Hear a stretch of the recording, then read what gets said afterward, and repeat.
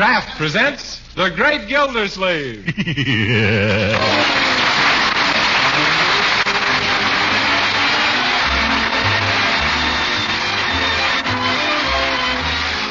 Kraft Cheese Company, who also bring you Bing Crosby every Thursday night, present each week at this time Harold Peary as The Great Gildersleeve, written by Leonard L. Levinson.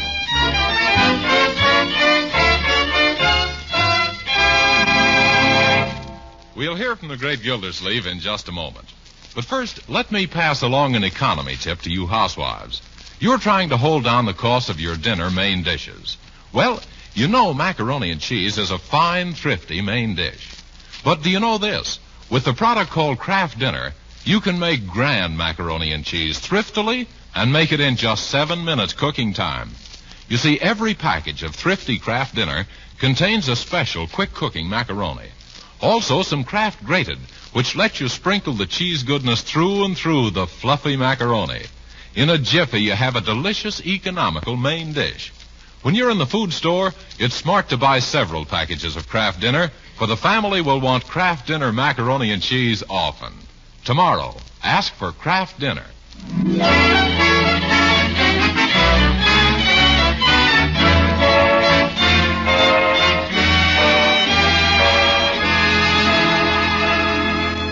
And now let's join our friend, the Great Gildersleeve, who's waded through his morning paper and his morning milk and is now struggling through his morning mail.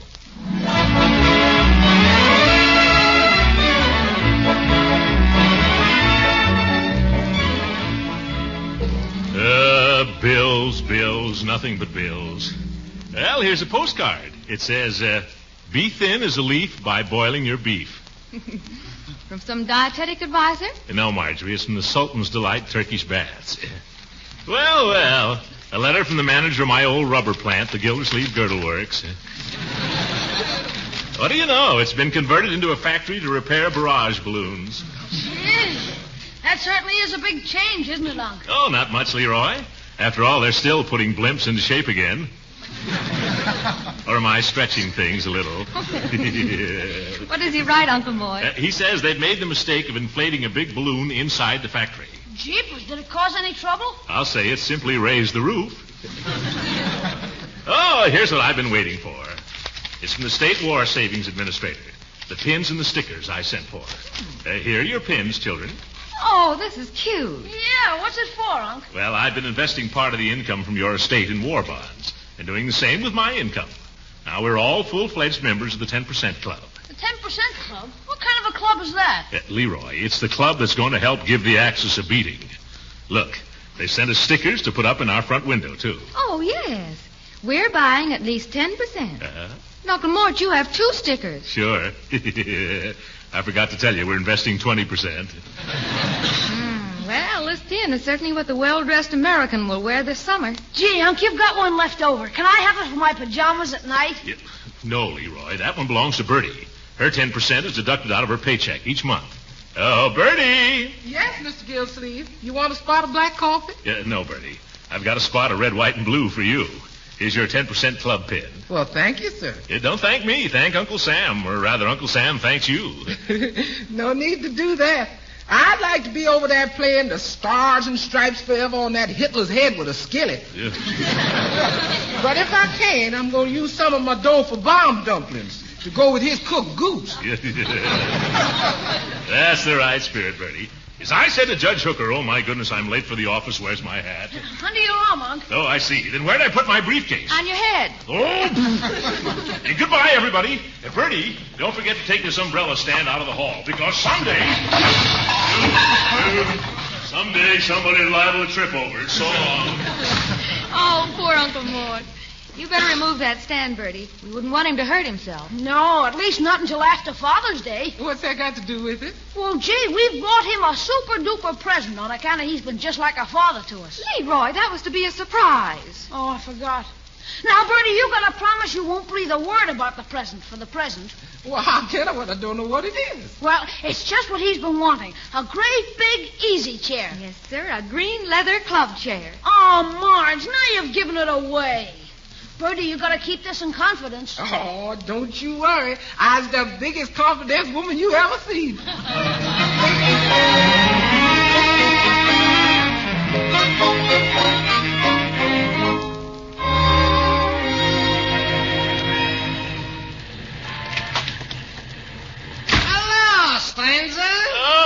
Schlepperman. Welcome to Schlepperman's Overstuffed Furniture Store. And is this store overstuffed with furniture? Well, Sam, how are you? Physically, I'm in the pink. Financially, I'm even more so. I'm in the red. What can I do for you if I'm not being too continental? Oh, really nothing. I just thought I'd drop in and browse around. Oh, go right ahead. Everybody's doing it. Business has been very browsy lately. And if you don't see what you want, just remember, can I help it if my stock is monotonous? I saw a nice display of leather club chairs in the window. That's why I came in, Sam. I was sort of daydreaming, with Father's Day on Sunday. Wouldn't it be nice if I were a father? That's a little short notice. I don't think you can make it. Yeah, I know that, Slep. Marjorie and Leroy are fine children, but isn't it too bad I haven't any children of my own to buy me one of those chairs?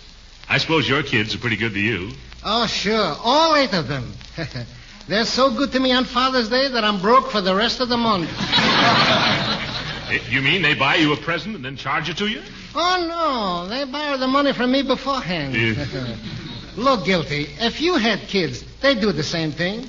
So why don't you pretend you have a son and that you're him and he wants to buy you a nice chair? Go on, don't be stingy with the boy. Now, don't you go to work on me, Schlepperman. I already have a soft spot for that brown leather club chair. Yes, and the vice versa. What do you mean? That chair has a soft spot for you. It was just made for you. Look, extra wide seat, big soft cushion, heavy legs. Are you describing the chair? I'm not so foolish I should insult a customer.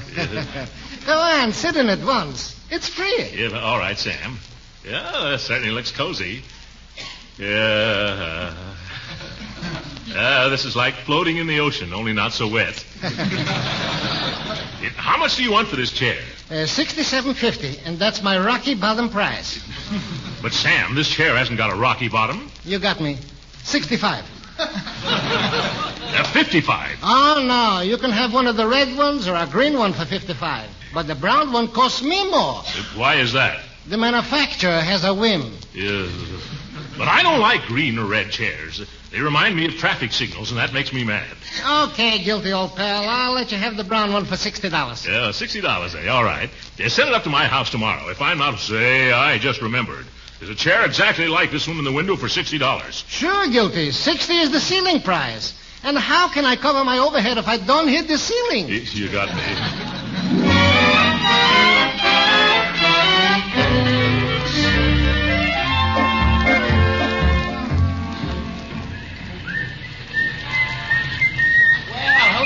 Gildersleeve. Well, hello, Judge Hooker. This is my sister, Amelia. Amelia, this is Throckmorton P. Gildersleeve. Oh, I'm glad to know you, Mr. Gildersleeve. Well, this is a pleasure indeed, Miss Hooker. I'm quite surprised to see how attractive your sister is, Judge. The way you always talked, I thought she was... By the way, Gildersleeve, I'm glad I ran into you today. I've been meaning to find out when you intend returning that umbrella I loaned you around Christmas time. Yeah, just as soon as you return that copy of No by George Waite. I never borrowed your copy of No by George Waite. I remember now. It wasn't a book. It was an umbrella you borrowed from me, long after I returned yours. I borrowed one from you? You're full of balloon juice. Oh, now, Horace, I'm sure you're mistaken. You keep out of this, Amelia. Yes, you keep... Hooker, don't talk that way to your sister. She's my sister. I'll talk to her any way I please. Not when there's a gentleman around. Maybe not, but until one comes along, I'll talk to her any way I please.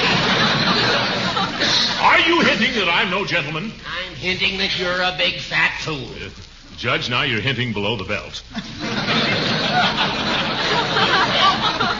Really, Miss Amelia, I never expected you to be so attractive with such an insignificant... And stop making goo-goo eyes at her. Well, I'm not making goo-goo eyes at her. That's just the victimatura in me coming out. And am I glad to get rid of it?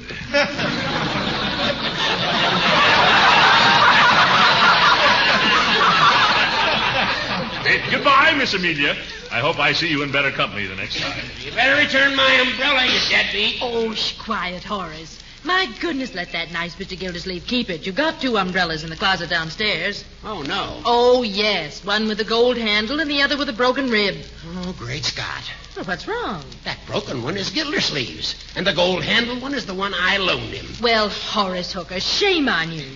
Now, you must do something to make up for the way you've insulted Mr. Gildersleeve. Well, maybe I'll buy him something for his birthday. It's the 21st. The 21st? Well, that's Sunday. Okay, then I'll send him a postal card. Special delivery. You'll do nothing of the sort. Now, you come with me. Where are you going? Over to Obler's department store to buy Mr. Gildersleeve a birthday present. I saw the most comfy red leather club chair in the window this morning.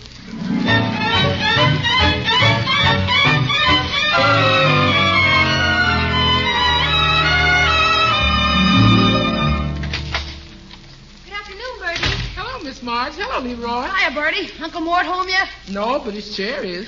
Oh, dear. The salesman at Phelps and Fowler's promised they wouldn't deliver it until tomorrow morning. Well, let's hide it someplace till then.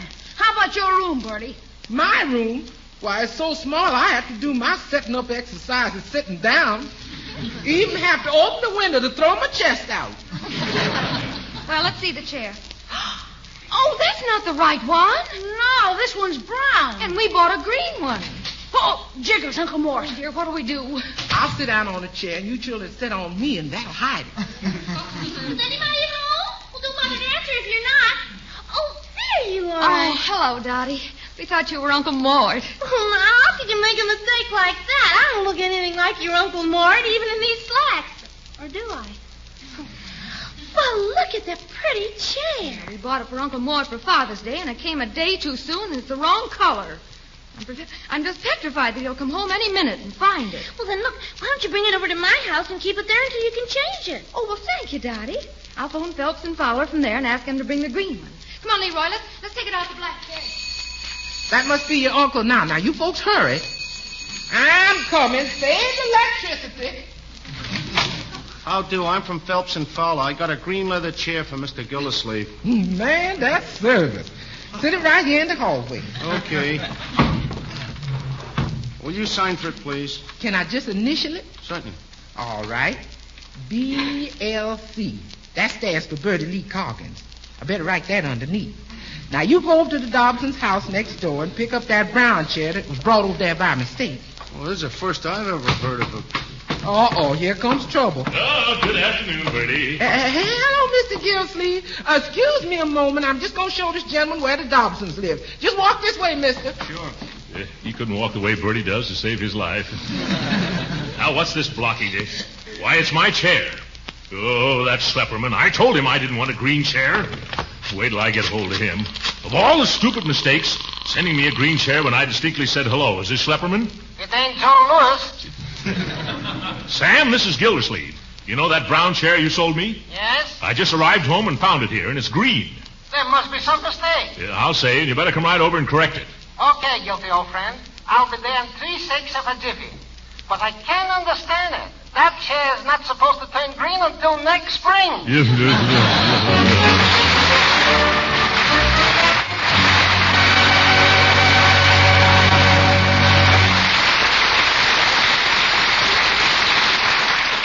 The Great Gildersleeve will be with us again in just a few minutes.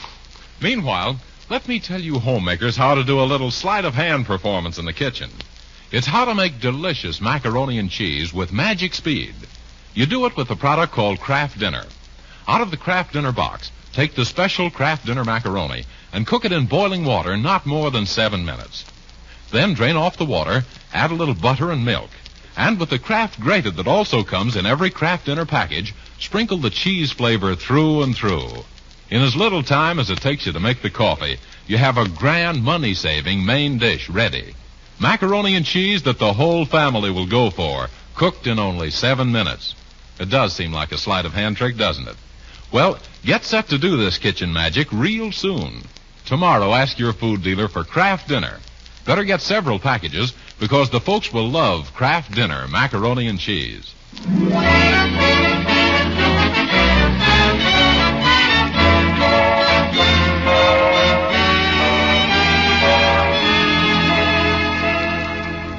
And now let's return to the Great Gildersleeve, who's taking a short nap, completely unaware of the fact that Mr. Schlepperman has come with another brown chair and taken back the green one that Marjorie and Leroy brought for Father's Day. Right now, his niece and nephew are returning from Dottie's house. I sure hope Uncle Mort likes the chair we picked out. Oh, I'm positive that he will. Oh, I can just see him now, stretched out on that comfy green leather. smoking a cigar. And spilling the ashes all over his vest. Well, we'll get him an ashtray. One of the... Leroy! You see what I see? You mean that brown leather chair? We just got through hauling it over to Dottie's. And then I saw the delivery man take it away. He must have brought it right back here. Well, let's get it back to Dottie's before Uncle Mort sees it. Oh, that's the front doorbell. Come on, brother, out through the kitchen. Bertie, someone's ringing the bell. If this keeps up, I'm going to be worn down to a shadow, size 42. Hello there, Bertie. Hello, Judge Hooker. I've got a little surprise for Mr. Gildersleeve. Oh, what, you two? Yes, look. You mean that red leather chair? Yes. Now, I don't want you to breathe a word about it to a soul. Who, me?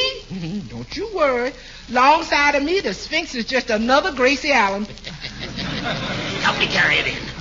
Now, just put it in the living room for Gildy. And don't tell him who it's from. Let him guess a while. But, Judge Hooker. I wonder what he'll say when he finds out. I know. He'll say, ooh, ooh, ooh, ooh, ooh, ooh. Yes, well, goodbye. And remember, mum's the word. Yes, sir. Mum's the word for Father's Day. Green chairs, red chairs, brown chairs. Where are we going to put them all? Bertie, did a man bring a chair while I was asleep? Yes, sir, frequently. Oh, well, at last. Now I'll... Bertie, am I seeing red? I don't know, but you sure is turning red. This is the last straw. I told that slipperman to take his green chair back and bring me my brown one. And now it turns out to be red. Give me that telephone. Thank you, Bertie. Do you know anything about this? Ooh, me? No, sir. I was just an innocent byproduct. I'm going to get to the bottom of this chair business, right down to the seat of the trouble, or my name isn't... Slapperman Studio Fine Furniture. Sam Slapperman, sole prop speaking. I'm going to knock the prop out from under his soul. Hello, this is Gildersleeve again. Hello, Guilty. Did you find your chair? Yeah, I found the chair all right. Low, wide, and handsome, ain't it? Yes, and it's also red. Who read it? No, the color is red. I feel the funniest sensation in my ears, as if you said the color is red. That's what I did say. But, Rocky boy, I personally delivered to your house one genuine brown leather chair. Not khaki, not mocha, cocoa, or karaoke, but brown. B-R-O-W, and so forth. I'm looking at it right now, and it's red. Say, it's undressed leather. Maybe it's blushing. Well, this time I'm going to make sure there's no mistake. How? I'm going to load this chair on my rumble seat and bring it over to your store. And if I don't get a brown chair this time, I'm going to buy a war bond with the money and sit on that for the next 10 years.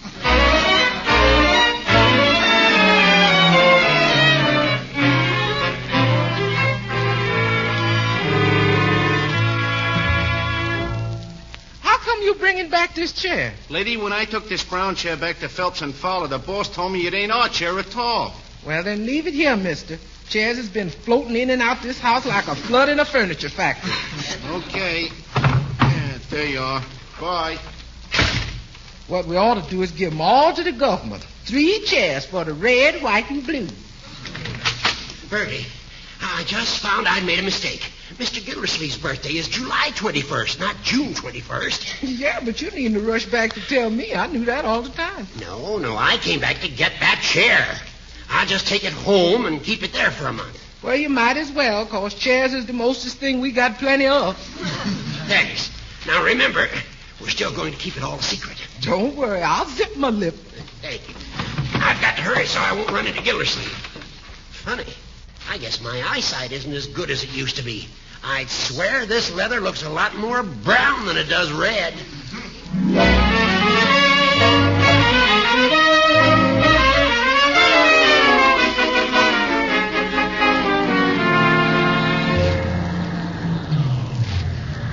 Honest, Guilty, I still insist that this is the 3rd brown leather chair I'm bringing into this house today. But what about the green one and the red one? They ain't mine. That's why I brought them along in the back of the trunk. You can have them. No, thanks. All I want is the brown one you sold me. Now, help me carry it in the house, Sam. All right. Follow me. I know the way blindfolded already. Just look at that leather.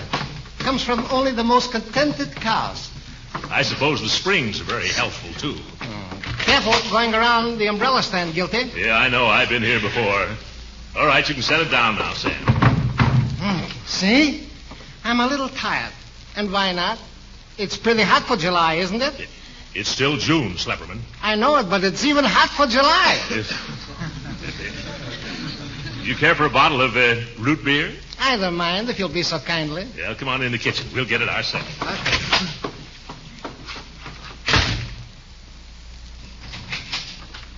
Gee, where is everybody today? Seems as though... Oh, for Pete's sake, how did that brown chair get back in here again? I bet that old Dottie hasn't sense enough to leave it over at her house. Well, there's nothing for me to do but drag it back next door again.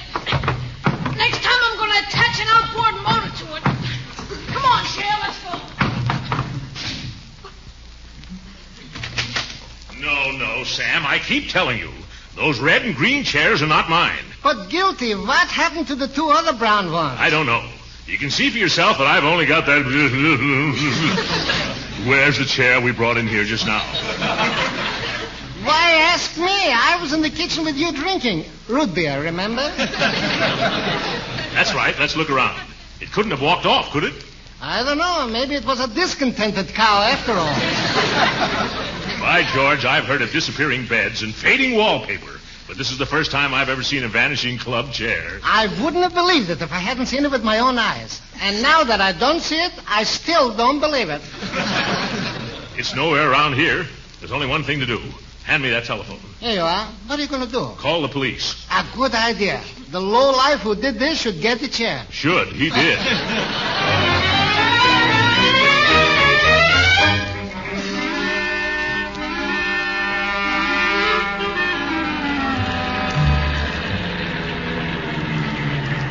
Come on out here, Sam. Here comes a couple of plainclothesmen now.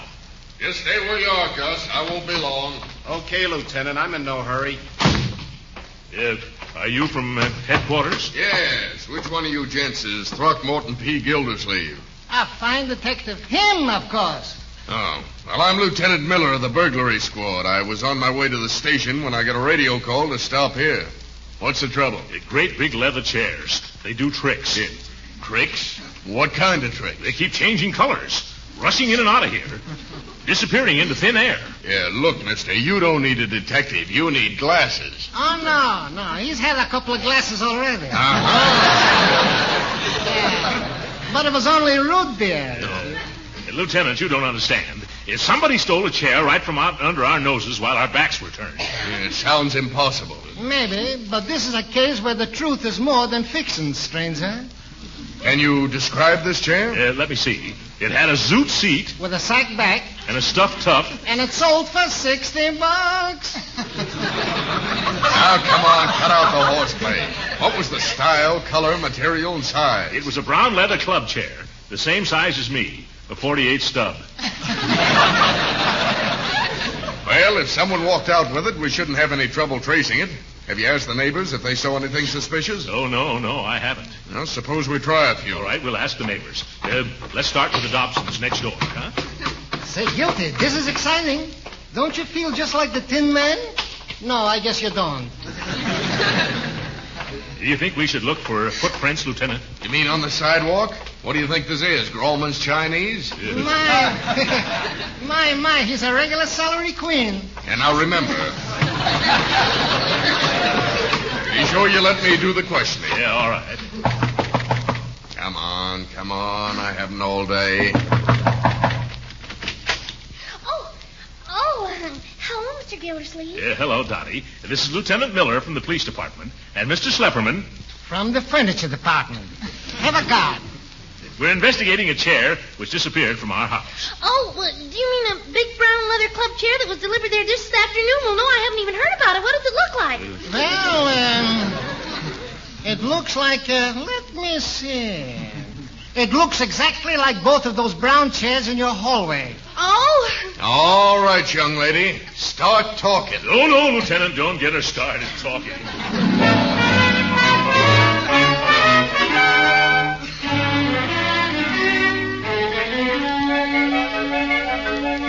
I'm really innocent, and I never did anything against the law except one time I kept talking to a streetcar motorman and he ran into the Quiet, please.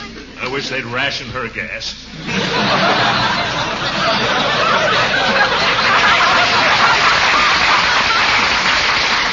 I tell you, I still don't get it. I tell you, this way. Quiet, please! I can't understand you people when you talk one at a time, let alone like this. Now, who's Marjorie? That's me. Now, if you had to buy your uncle something for Father's Day, why didn't you just get him a necktie? How do you like that? Trying to ruin the furniture business. But Bertie will tell you that we bought the green chair. Now, won't you, Bertie? No, ma'am. Why not? 'Cause I ain't no stool pigeon. Hey, Unc, look out the window. Somebody's sneaking up to our house with a brown chair. Why, George, you're right. There's the thief, Lieutenant. Come on, let's get him. All right, come on. Stop! Drop that chair or I'll shoot. Hey, what's the idea? Put down that gun. Put down that chair first. Judge Hooker, what are you doing? Oh, I was trying to keep it a secret, Gildy. I took the wrong chair. Ah, at last, a confession. Who's confessing to what? I just made a mistake, that's all. Yes, Judge, a fatal mistake. When you stole that chair, you dragged yourself off the bench. You don't understand. I bought you a chair for your birthday. A likely story. My birthday is a month off, and you're too cheap to return an umbrella, let alone buy me an expensive present. Officer, arrest that man. If you do, I'll sue you for false arrest, illegal incarceration, malicious persecution, criminal libel, slander, and well, you'll be sorry. I'm not going to take any chances. Load all the chairs in Slepperman's truck. I'm going to haul all the evidence and all the witnesses down to headquarters. Before I go, I insist on phoning the chief of police. Oh, okay. Come on into the house with me. The chief of police is his uncle or something. Hey, Slepperman, did you hear what the lieutenant told us to do? Sure, it's easy. I've already got the red and green ones on. Also the 2 brown ones from Miss Daddy's house. All I got to do is lift up the one the judge lifted. Like this. And we're ready to go. Oh, say, Mr. Gildersleeve. Huh? Oh, yes. You're Gus, the lieutenant's partner, aren't you? Yeah, that's right. If he's going to take you all down in a squad car, I better take the truck and drive the evidence down to headquarters. That's an excellent idea. Hey, Slepperman, give the officer your keys. All right. Be careful with the clutch. It grabs. I'll watch it. Yeah, I'll certainly be glad when we can get this all unraveled. When I can find a seat I can call my own. You said it, guilty boy. This has been a most hectical day. Yeah. Oh, well, here comes the lieutenant and Hooker now. Well, Mr. Gildersleeve, I just had a little talk with the chief. He says for the lieutenant to forget the whole matter. So all you people get in a huddle and divide up those chairs among you. Say, where's Gus? You mean your partner? He drove the truck with the chairs down to police headquarters. My partner? That wasn't my partner. That was Gus Burns, a crook that I was taking to jail. Oh, my goodness. Oh, my truck. Oh, my chairs. Oh, my.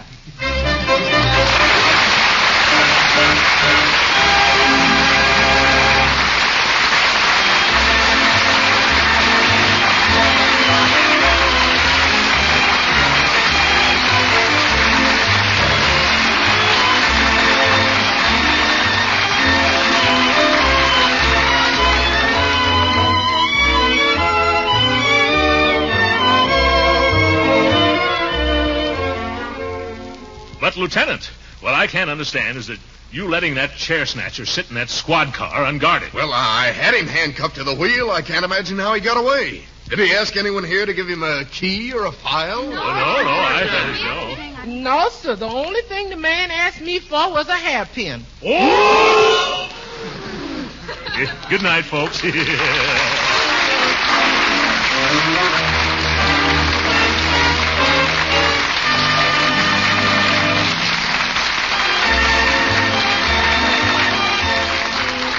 Original music heard on this program was composed and conducted by William Randall. This is Jim Bannon speaking for the Kraft Cheese Company and inviting you to tune in again next week at the same time for the further adventures of the Great Gildersleeve. This program has reached you from Hollywood. This is the National Broadcasting Company.